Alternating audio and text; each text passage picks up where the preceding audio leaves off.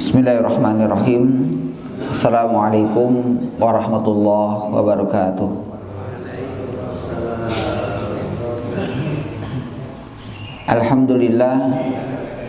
Alhamdulillahilladzi arsala rasulahu bil huda wa dinil haqq liyudhhirahu ala dini kullihi wa kafa billahi syahida.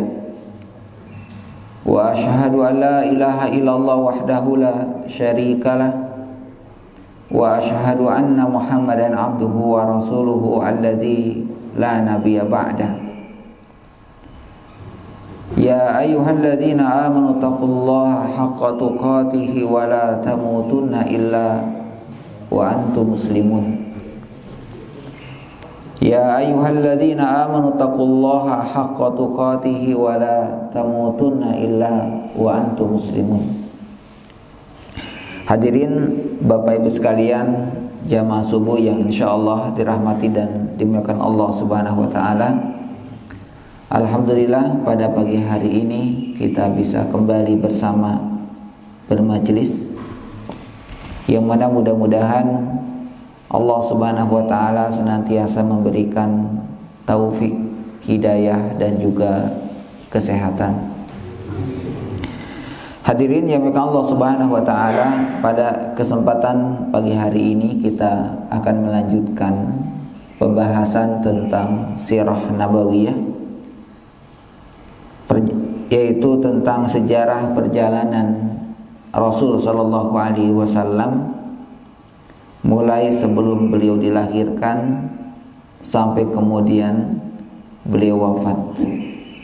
Sejarah yang sangat panjang, ya, sejarah 63 tahun perjalanan Rasulullah sallallahu alaihi wasallam, yang hampir-hampir semua perkataan dan perbuatannya dicatat oleh para ulama kita, diabadikan di dalam kitab-kitab para ulama kita, dan bahkan secara khusus sejarah perjalanan Nabi kita sallallahu alaihi wasallam diabadikan oleh Allah Subhanahu wa taala di dalam kitab sucinya, yaitu Al-Qur'an. Sebagaimana Aisyah ketika ditanya tentang bagaimana akhlak Nabi sallallahu alaihi wasallam, maka beliau mengatakan khuluquhul Qur'an. Akhlak Nabi sallallahu alaihi wasallam adalah Al-Qur'an. Artinya kalau kita ingin melihat bagaimana Rasulullah sallallahu alaihi wasallam, maka tentu kewajiban kita adalah mengkaji, mempelajari, mendalami ayat-ayat suci Al-Qur'an. Hadirin yang dimuliakan Allah Subhanahu wa taala, pada kesempatan pagi hari ini kita masuk kepada pembahasan masa menyusui Rasulullah sallallahu alaihi wasallam. Sebagaimana kita ketahui bersama jemaah sekalian, bahwa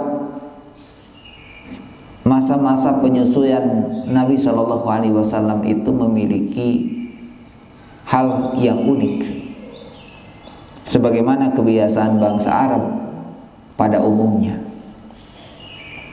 Tentu di dalamnya penuh dengan hikmah dan sejarah yang luar biasa yang bisa kita catat sampai hari ini, berkaitan dengan masa penyusuan Rasulullah sallallahu alaihi wasallam.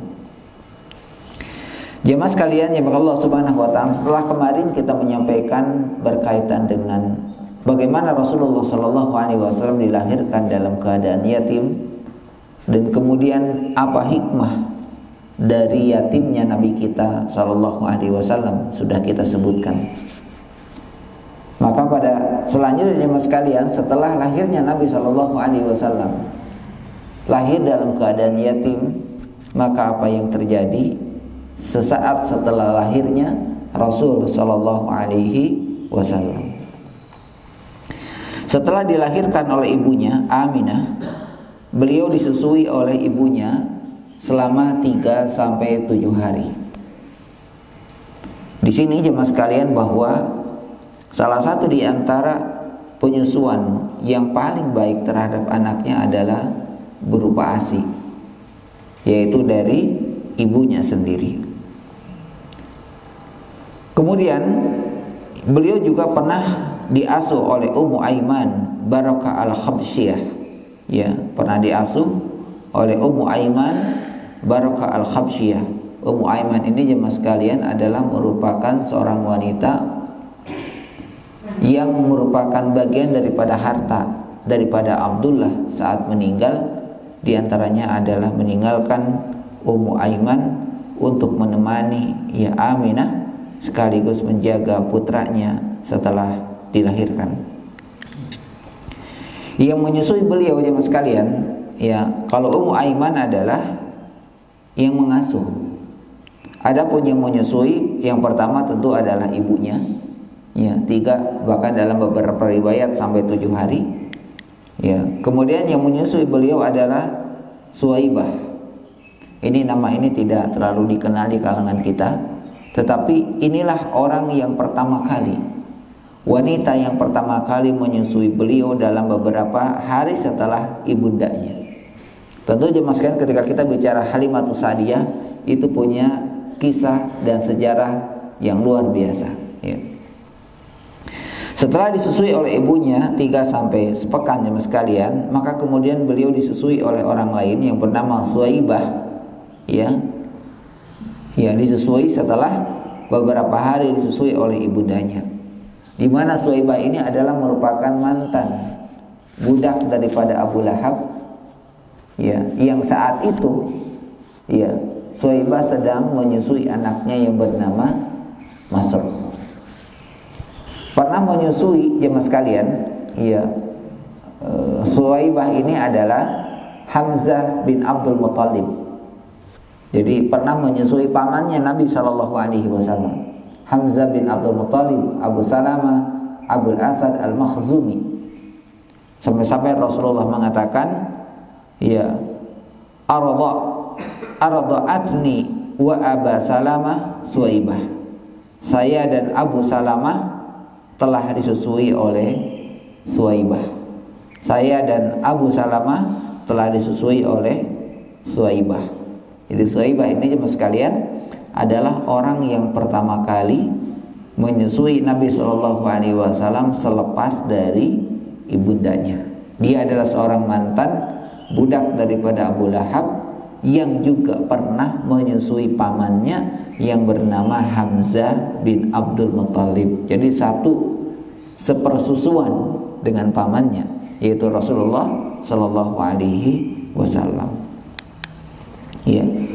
Urwah bin Az-Zubair radhiyallahu anhu mengatakan, Suwaibah adalah budak yang telah dimerdekakan oleh Abu Lahab. Ia menyusui Nabi Sallallahu Alaihi Wasallam. Setelah Abu Lahab meninggal, beberapa keluarganya melihat Abu Lahab dalam mimpi. Sewaktu dia ditanya, apa yang kamu temukan? Maka dia menjawab, saya tidak menemukan sesuatu pun setelah kamu. Hanya saja saya telah mendapatkan minuman sebagai balasan dari memerdekakan Suwaibah. Walaupun dalam beberapa periwayatan hadis ini ada yang melemahkan jemaah sekalian, ya, tapi di sisi lain bahwa Allah Subhanahu wa ta'ala pun masih membalas sisi-sisi kebaikan Abu Lahab. Ya, sisi-sisi kebaikan Abu Lahab masih diberikan minuman oleh Allah Subhanahu wa ta'ala saat berada di dalam api neraka karena ada nilai-nilai kebaikan. Ya.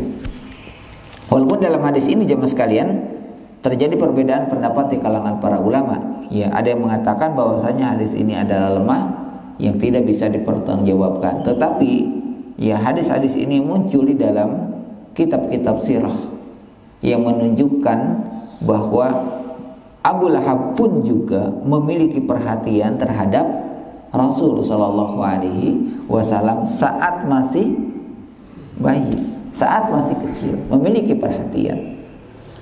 Ya, bahkan beliau termasuk yang merasa bangga dengan kelahiran Nabi kita Shallallahu Alaihi Wasallam. Baru kemudian berulah bersikap tidak mendukung Nabi Shallallahu Alaihi Wasallam setelah mengetahui tentang dakwah yang dibawa oleh Rasul Shallallahu Alaihi Wasallam.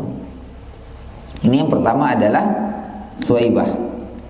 Kemudian selanjutnya adalah disusui oleh Halimah As-Sa'diyah radhiyallahu anha. Ya.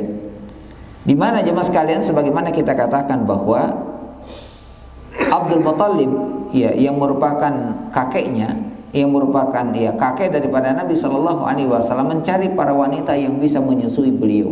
Jadi salah satu tradisi kebiasaan bangsa Arab dahulu jemaah sekalian, tidak sedikit di antara mereka justru disusuinya itu oleh selain daripada ibunya juga oleh orang lain. Dan biasanya jemaah sekalian, yang menyusuinya itu adalah orang-orang yang tinggal di perkampungan, di pedalaman, bukan orang-orang yang tinggal di perkotaan. Tentu nanti ada pelajaran dan hikmah kenapa Rasulullah SAW dan kebiasaan bangsa Arab saat menyusui putra-putri mereka itu disusui oleh para wanita-wanita yang ada di pedalaman, di perkampungan. Di mana jemaah sekalian, namanya Halimah As-Sa'diyah adalah Halimah binti Abu Zu'aim, berasal dari Bani Sa'ad bin Bakar. Didampingi suaminya Al-Haris bin Abdul Uzza yang berjuluk Abu Kabsyah dari kabilah yang sama. Jadi jemaah sekalian, bahwa Halimah As-Sa'diyah ini atau Halimah binti Abu Zu'aim, jemaah sekalian, beliau memiliki suami yang bernama Al-Haris bin Abdul Uzza. Dan jemaah sekalian, sebagaimana disebutkan oleh Ibnu Ishaq, mengisahkan tentang perjalanan Halimah As-Sa'diyah bersama suami dan anaknya yang masih kecil. Dan tentu jemaah sekalian, tidak mungkin seorang wanita menyusui orang lain kecuali dia sedang menyusui. Jadi yang menyusui anak-anak orang lain itu pasti dia juga sedang menyusui. Yang saat itu kemudian Halimah beserta suami dan anaknya yang sedang menyusui anaknya keluar dari kampung halamannya mencari anak yang bisa disusui. Kenapa? Karena disebutkan oleh Ibnu Ishaq, saat itu kata Halimah As-Sa'diyah terjadi musim paceklik, terjadi musim kekeringan, terjadi musim sangat sulit untuk mendapatkan makanan. Tidak ada harta kekayaan yang tersisa, tidak ada makanan yang tersisa, kecuali mereka harus mencari yang lainnya.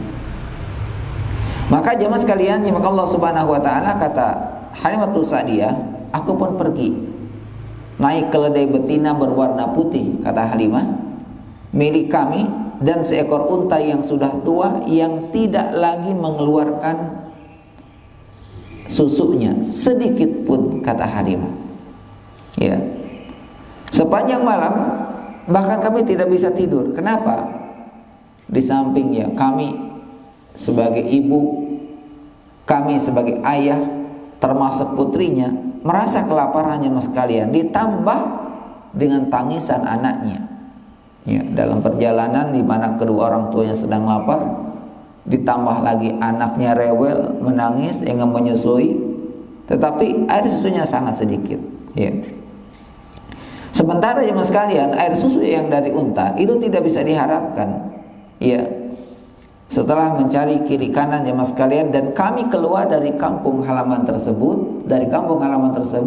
kami sekelompok wanita-wanita yang sedang menyusui bersama suaminya. Jadi bukan hanya Halimah, jadi ada beberapa yang bersamaan dengan Halimah keluar untuk mencari anak yang bisa disusui.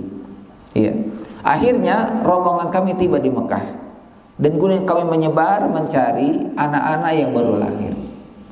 Maka dari rombongan kami jamaah sekalian setiap mencari, di antara mereka mendapatkannya. Akhirnya mereka pulang karena mereka mendapatkannya, kemudian mereka pulang.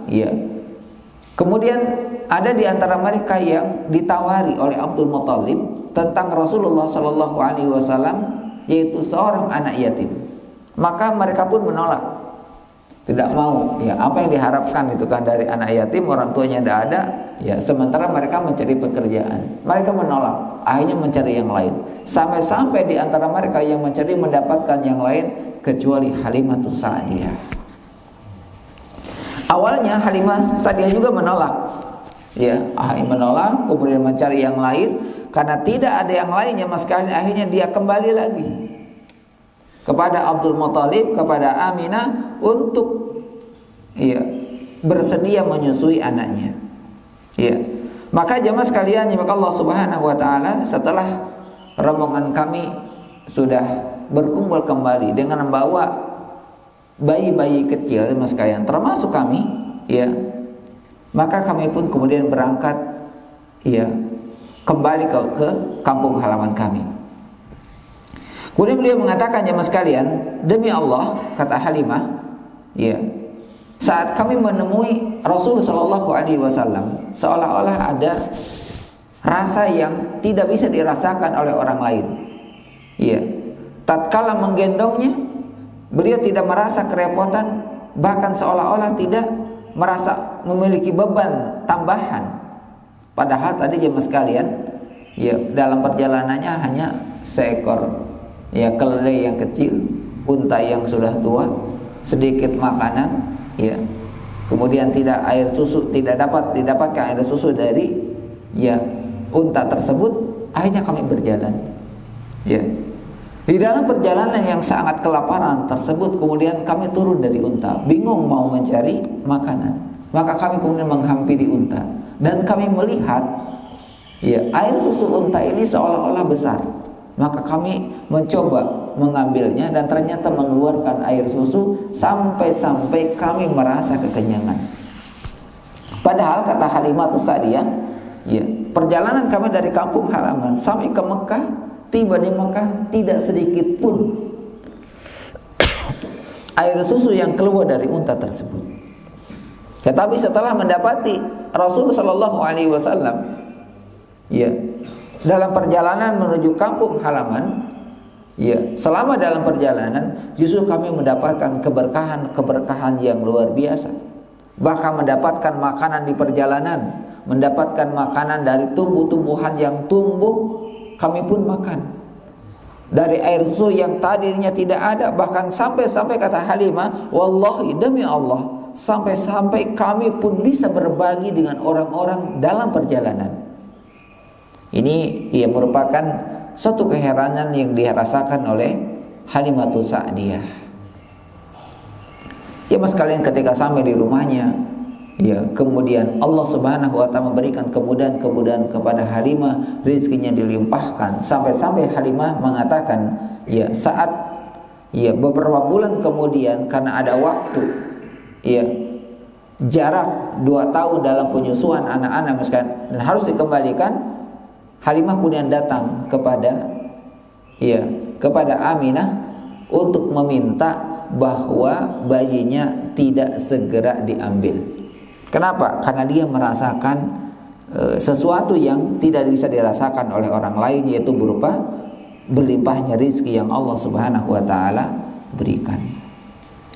Ini jemaah sekalian adalah merupakan tanda-tanda kenabian kita sallallahu alaihi wasallam, bahwa bagaimana Allah Subhanahu wa taala menyiapkan nabi kita sallallahu alaihi wasallam. Dan saudara sepersusuan Rasulullah sallallahu alaihi wasallam,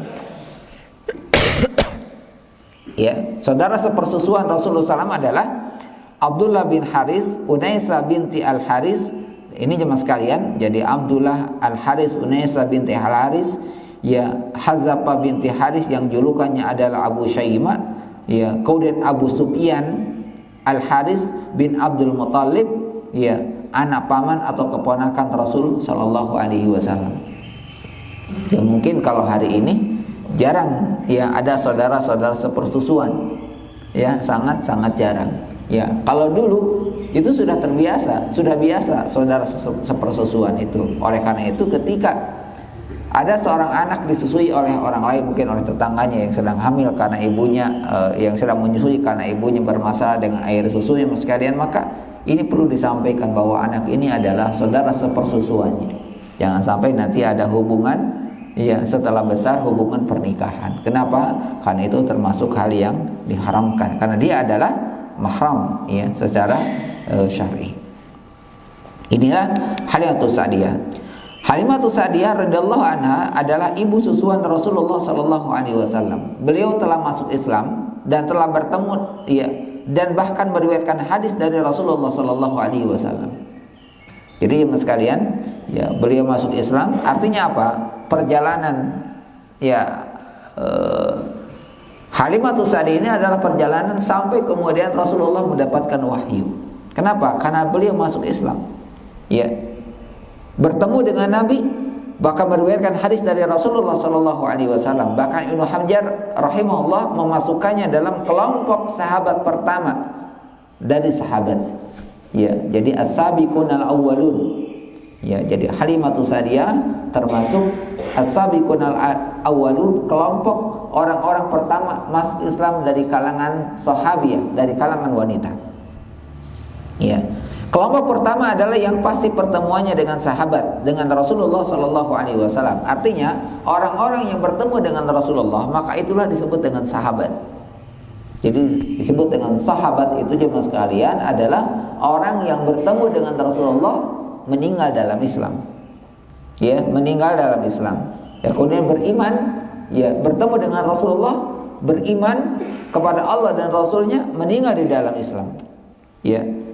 Jadi kelompok pertama adalah yang pasti pertemuannya, yaitu sahabat dengan Rasulullah Shallallahu Alaihi Wasallam dengan jalan meriwayatkan dari beliau atau dari yang selainnya. Inilah jadi keutamaan sahabat ini jemaah sekalian yang mereka Allah Subhanahu Wa Taala adalah sesuatu yang luar biasa. Makanya mereka disebut dengan as-sabiqunal awwalun. Ya, ya, termasuk orang-orang pertama yang mendapatkan hidayah. Bahkan Allah menyebut di dalam Al-Quran, kuntum khairu ummah, termasuk ya umat terbaik di sisi Allah adalah diantaranya adalah kalangan para sahabat. Ya. Rumahnya jemaah sekalian terletak dari barat daya Taif sekitar 70 km lebih dari Taif. Jadi jemaah sekalian, perjalanan Rasulullah SAW ke Taif saja jauh. Ini ada di pedalaman Taif. Ya, kalau misalkan kita katakan mau kemana? Ke Garut. Garutnya mana? Pamengpek gitu kan. Ya. Ke Garut jauh, Pamengpek jauh lagi ya Mas kalian. Jadi betul-betul dari pedalaman. Dan bayangkan ya Mas kalian, perjalanan yang sangat panjang itulah dilalui oleh Halimah untuk mencari anak bayi yang bisa disusui. Perjalanan yang sangat panjang, menggunakan keledai, menggunakan unta yang sudah tua. Berangkat ke mana? Ke Mekah. Ya, berangkat ke Mekah. Karena kita tahu jemaah sekalian, Taif ini adalah salah satu tempat di mana awal mula Nabi sallallahu alaihi wasallam meminta perlindungan ke Taif. Tetapi tidak ada satupun orang-orang Taif yang memberikan perlindungan, malah apa? Mereka mengusirnya, melempari dengan batunya. Ya, bahkan mengancam dengan pembunuhan. Ya, saat sampai di Taif. Ya. Sekarang ya Mas sekalian, ya, Taif ini bernama perkampungan Bani Sa'ad, Diyar bin Bani Sa'ad, terdiri dari beberapa perkampungan. Ya, ada juga yang mengatakan kampung tempat Rasulullah SAW dibesarkan bernama Az-Zuwaibat. Jadi nama kampung di mana Halimatus Sa'diyah tinggal bersama Al-Haris suaminya dan anak-anaknya, termasuk Rasulullah SAW, nama kampungnya adalah Az-Zuwaibat. Ya, biasanya kalau orang yang umrohan atau hajian ya Mas kan, kalau ada waktu panjang biasanya berangkat ke Taif. Memang cukup jauh juga, ya. Dan bagaimana Rasulullah dulu jalan kaki, bahkan berlari saat meninggalkan ya Taif. Syekh Abu Bakar Abu Zaid mengatakan, pada Bani Sa'ad terletak di kampung As-Suhbah sekitar 100 km dari Taif ke arah barat daya. Jadi ada yang mengatakan 70, ada yang mengatakan 100 km. Ada masjid yang bernama Masjid Halimah As-Sa'diyah. Mereka berkata, tempat Nabi SAW disusui berada pada dekat lembah Nakhlah antara Miqat, Qarnul Manazil dan Hunain. Nah, makanya Mas kalian, Qarnul Manazil ini dijadikan sebagai tempat miqat. Kalau orang mau ngambil lagi ibadah umroh, ya, maka dia harus keluar dulu. Ya, salah satunya tempat miqatnya adalah Qarnul Manazil. Jadi memang ya mengenal nama-nama tempat miqat ini juga penting jemaah sekalian bagi jamaah haji ataupun jamaah umroh. Ya, kenapa? Karena di situ ada peristiwa, ada sejarah yang besar. Ya. Tentu tempat-tempat mikot ini sekalian bukan hanya sekedar tempat, tetapi ada sejarah di dalamnya yang luar biasa. Ya. Ini dikatakan oleh Syekh Abu Bakar Abu Zaid yang mengatakan bahwa kampung tersebut ya sekitar 100 km dari Thaif. Artinya ada perbedaan pendapat di kalangan para ulama. Ada yang mengatakan 70, ada yang mengatakan 100. Ini menunjukkan apa? Menunjukkan tempatnya sangat jauh. Ya. Jamaah sekalian, ya hikmah pelajaran yang bisa dipetik. Ya. Hikmah dibalik keberangkatan Nabi SAW ke daerah pedalaman yang jauh dari kota. Ya. Jadi yang jauh dari kota untuk disusui sebagaimana menjadi kebiasaan tokoh-tokoh Arab pada waktu itu diantaranya. Jadi apa pelajarannya? Kenapa bangsa Arab dulu sampai menyusuinya oleh orang-orang yang sangat jauh dari kota? Ya. Pertama adalah masa menyusui di pedalaman yang jauh dari kota untuk menghindari dari polusi pergaulan kota dan untuk menghirup udara segar pedesaan. Yang waktu itu jemaah sekalian memang ya sampai sekarang kota Makkah adalah kota yang didatangi oleh banyak pengunjung yang berasal dari penjuru dunia. Juga bukan hari ini. Ya. Dengan berbagai macam beragam jenis manusianya, sifatnya, karakternya. Ya.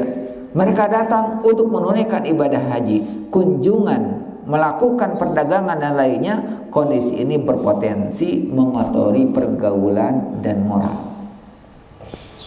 Jadi mereka ingin anak-anaknya itu terjaga sehat di masa bayi, ya kemudian di saat remaja sekalian mereka tidak terkontaminasi dengan pergaulan kota. Ya, kenapa? Karena tadi bahwasanya orang yang datang ke Makkah ini beda kalau sekarang. Kalau orang datang ke Makkah hari ini melakukan umrah, insya Allah sisi akidah, sisi imannya sama, tidak ada masalah. Mereka tidak membawa budaya-budaya yang aneh-aneh. Mereka datang hanya melakukan ibadah. Kalau dulu bukan hanya budaya yang mereka bawa, bukan hanya mereka beribadah saja, tapi budaya yang mereka bawa, tradisi mereka bawa. Ya, sehingga ya perkataan-perkataan mereka dengan berbagai macam suku itu yang membuat ya bisa berpengaruh kepada anak-anak ya yang ada di kampung itu. Ya. Walaupun terkadang ya mas kalian orang-orang yang datang itu juga dari perkampungan. Tapi kalau sudah tinggal di kota itu biasanya terbawa ya kondisi. Ya. Bisa jadi anaknya dari daerah ya tidak baik ke kota bisa jadi baik, atau sebaliknya dari daerahnya baik begitu masuk kota jadi tidak baik. Ya, tergantung ya pergaulan mereka. Jadi salah satu hikmah dan pelajarannya adalah bahwa ya untuk menghindari ya polusi pergaulan kota dan menghirup udara ya segar di pedesaan ya, supaya apa? Anaknya sehat. Tentu jemaah sekalian, Rasulullah SAW dan juga yang lainnya, secara khusus adalah Nabi kita SAW, tentu semua ini sudah diatur oleh Allah Subhanahu wa taala. Kenapa? Karena beliau akan menjadi seseorang yang ya bernilai tinggi di hadapan Allah Subhanahu wa taala dan bermanfaat untuk seluruh umat yang ada di muka bumi ini. Kemudian jemaah sekalian, Syekh Abdul Rahman As-Saqali mengatakan, setiap manusia mendapatkan jatah kebaikan dari namanya. Ini berlaku dalam alam manusia dan begitu pula dalam alam lainnya. Maksudnya apa jemaah sekalian? Penting memberikan nama itu menjadi nama yang baik. Ya, di mana Rasulullah SAW adalah Muhammad SAW, beliau terpuji di sisi Allah. Jadi disebut dengan Muhammad, itu terpuji di sisi Allah, terpuji di sisi malaikat, terpuji di sisi saudara-saudaranya para nabi, dan terpuji di sisi penghuni alam semesta. Kenapa? Karena namanya adalah Muhammad, menjadi orang yang terpuji. Terpuji di kalangan siapa? Ya, terpuji di kalangan para malaikat, terpuji di kalangan saudara-saudaranya, terpuji di kalangan penghuni alam semesta, termasuk beliau adalah orang yang terpuji di sisi Allah Subhanahu wa taala. Makanya apa kata Nabi kita sallallahu alaihi wasallam? Berikanlah nama seorang anak itu dengan memiliki dua makna. Jadi ketika menamai seorang anak, maka hendaknya nama itu memiliki dua makna. Pertama adalah makna pujian. Yang kedua adalah makna doa. Jadi ketika kita menyebut namanya, kita seolah-olah mendoakan dia sekaligus memuji dia. Makanya Nabi mengatakan untuk anak laki-laki nama yang paling baik itu adalah Abdurrahman, Abdullah. Ya. Abdullah, hamba Allah. Ini pujian. Sekaligus apa doa? Semoga dia menjadi betul-betul menjadi hamba Allah. Makanya dari kalangan para sahabat jemaah sekalian, banyak sekali nama-namanya adalah abadilah. Namanya adalah Abdullah, Abdullah, Abdullah. Maka untuk membedakannya adalah ayahnya. Ya, bahkan sampai ada anaknya Abdullah, bapaknya Abdullah, kakeknya Abdullah. Sangat bingung membedakan mereka. Nah, mereka kemudian dilihat siapa ibunya. Ketika namanya sama, kakeknya sama, ya, bapaknya sama, kakeknya sama, maka dilihat ibunya. Ya. Nah, ini jadi jemaah sekalian yang Allah Subhanahu wa taala. Jadi Syekh Abdurrahman As-Saqali mengatakan setiap manusia itu mendapatkan jatah kebaikan dari namanya. Ya, walaupun mungkin orang tua memberikan nama kita itu insya Allah memberikan nama yang memiliki makna kebaikan. Walaupun dari sisi bahasa, ya, sisi bahasa tidak ada terjemahnya. Di kamus tidak ada itu kan. Nama kita itu kalau lihat di kamus tidak ada, ya kan? Ada nama-nama yang berasal dari daerah. Orang Sunda biasanya namanya kesunda-sundaan. Dari Jawa misalkan namanya kejawa-jawaan. Dari Betawi, dari Sulawesi juga begitu. Ada khas, ya, ada khas nama-nama daerah. Ya. Tentunya sekali lagi bahwasanya orang tua memberikan nama itu adalah berharap anak ini mendapatkan kebaikan. Bukan hanya sekedar nama, ada harapan. Ya, walaupun tidak tercantum di namanya. Ya, adapun nama ketika nama yang memiliki makna, ya, yang memiliki makna, maka itulah nama yang paling baik. Ada nama yang tidak memiliki makna, misalkan Umar,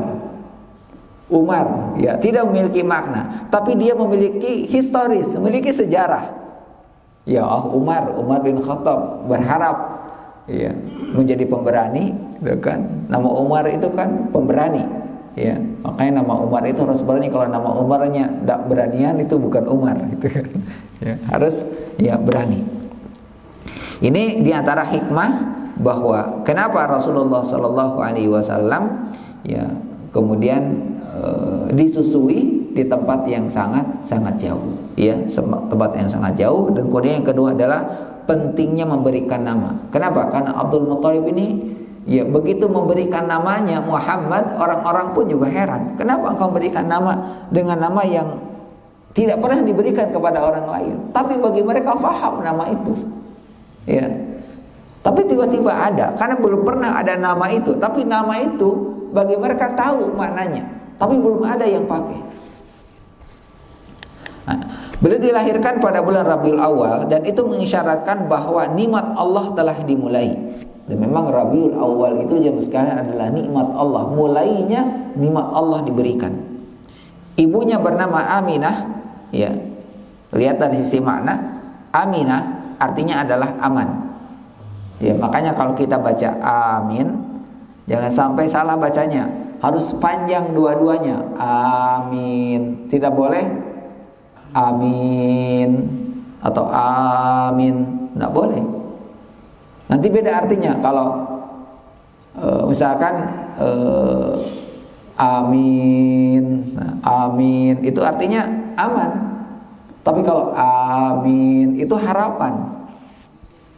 Ya, itu adalah mendoa, gitu kan. Makanya kalau kita kadang kalau ada orang yang baca amin itu yang pertama pendek, yang kedua panjang. Harusnya panjang dua-duanya. Amin, tidak boleh amin, kan. Harus dua-duanya panjang. Bidanya bernama Asy-Syifa, kesembuhan. Ini kalau lihat dari sisi namanya, ya. Ibunya bernama Aminah yang artinya adalah aman.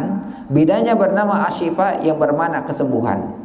Kemudian Ummu Abdurrahman bin Auf diasuh oleh Al-Barakah. Jadi Ummu Abdurrahman bin Auf ya diasuh oleh, jadi bidannya bernama Asy-Syifa Ummu Abdurrahman bin Auf. Ya, diasuh oleh diasuh oleh Barakah yang bernama yang bermakna adalah keberkahan, disusui oleh Suwaibah yang bermakna adalah pahala, dan kemudian disusui langsung setelahnya adalah oleh Halimah yang artinya adalah santun. Dan memang jamaah sekalian, nama-nama ini bukan hanya sekedar nama, tapi mereka memiliki sifat-sifat itu. Aminah itu orangnya ya termasuk orang yang amanah, kemudian hidupnya selalu aman. Aminah itu ya, kenapa? Karena dia adalah merupakan anak seorang tokoh, ya, anak seorang tokoh. Bidanya bernama Asy-Syifa yang bernama ya Ummu Abdurrahman bin Auf, ya, kemudian diasuh oleh Barakah keberkahan, disusui oleh Suwaibah, kemudian oleh oleh Halimah yang artinya adalah santun. Makanya Nabi SAW memiliki sifat-sifat ini, ya, sifat-sifat dari orang-orang yang pernah membersamai Nabi SAW di saat ya kecil. Asy-Syami mengatakan, pada tatanan itu terdapat keteraturan yang telah disiapkan Allah Subhanahu wa taala untuk Nabi sallallahu alaihi wasallam melalui nama-nama pengasuh dan perawatnya. Artinya adalah ini adalah merupakan sesuatu yang sudah ditetapkan oleh Allah Subhanahu wa taala, tidak tiba-tiba. Ya. Pada nama ibu dan bidan terdapat keamanan dan pelipur lara. Pada nama yang mengasuh terdapat keberkahan dan pertumbuhan. Dan pada kedua ibu penyusunya terdapat ganjaran pahala, santun dan kegembiraan. Jadi jemaah sekalian, ini adalah bagaimana Allah Subhanahu wa taala menyiapkan dari sejak dilahirkannya Nabi kita sallallahu alaihi wasallam. Makanya orang-orang yang merawat Nabi, yang menyusui Nabi adalah orang-orang yang harus memiliki nilai-nilai positif untuk keberkahan di masa yang akan datangnya.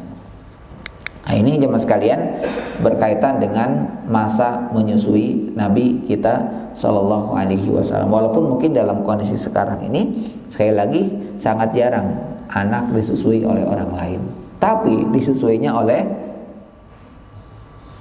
sapi itu kan, oleh sapi disusuinya itu kan, ya, oleh denkau gitu kan disusuinya, ya. Walaupun juga dulu jemaah sekalian ya sama, ya, di samping ASI juga ada asupan ya air susu yang lainnya dari unta, dari kambing, ya. Oleh karena itu ya hampir jarang jemaah sekalian ya bangsa Arab itu mengambil air susunya itu dari sapi, sangat jarang. Karena memang jarang juga yang memeliharanya, dan mereka tidak bisa hidup di tempat yang gersang seperti itu. Makanya mereka hanya bisa mengambil air susu itu dari kambing atau dari unta. Sehingga ya air susu kambing atau unta ini ya di kita juga nilainya mahal gitu kan. Beda dengan air susu sapi. Karena apa? Banyak peternaknya. Kalau kambing ini sangat sedikit, ya. Dan bahkan jemaah sekalian ya mereka dulu mengambil susu itu ya tanpa ada olahan. Mereka langsung diambil langsung diminum, ya. Kalau kita kan ada sterilisasi dulu, kemudian disimpan dulu dan sebagainya baru diminum, ya. Ya mungkin kalau kita ngambil langsung karena tidak biasa, ya beda kan, beda, ya. Ini jemaah sekalian berkaitan dengan masa penyusuan Nabi Shallallahu Alaihi Wasallam. Sekali lagi, Asy-Syami mengatakan tatanan ini terdapat keteraturan yang telah disiapkan oleh Allah dengan nama-nama yang merawat Nabi Shallallahu Alaihi Wasallam, yang mengasuh, yang menyusui Nabi Shallallahu Alaihi Wasallam itu memiliki nama-nama yang indah, yang memiliki makna yang luar biasa, dengan tujuan adalah harapan dan pujian yang akan didapatkan oleh Rasulullah Sallallahu Alaihi Wasallam. Bukan hanya sekedar namanya, tapi juga orang-orang yang menyusui. Jadi bukan hanya sekedar nama Muhammad saja yang memiliki makna yang luar biasa, tapi orang-orang yang dekat dengan Nabi pun juga memiliki makna-makna yang luar biasa. Ini menunjukkan harapan di mana masa yang akan dapat ke depannya menjadi orang yang sangat bermanfaat, dan sehingga sampai hari ini bisa kita rasakan bagaimana jerih payah dari apa yang dilakukan Nabi Shallallahu Alaihi Wasallam bisa kita kita lakukan. Wallahu a'lam bishawab. Ini saja mungkin yang bisa kita sampaikan berkaitan dengan masa menyusui Nabi kita Shallallahu Alaihi Wasallam. Maka kalau ada yang mau sampaikan, ya.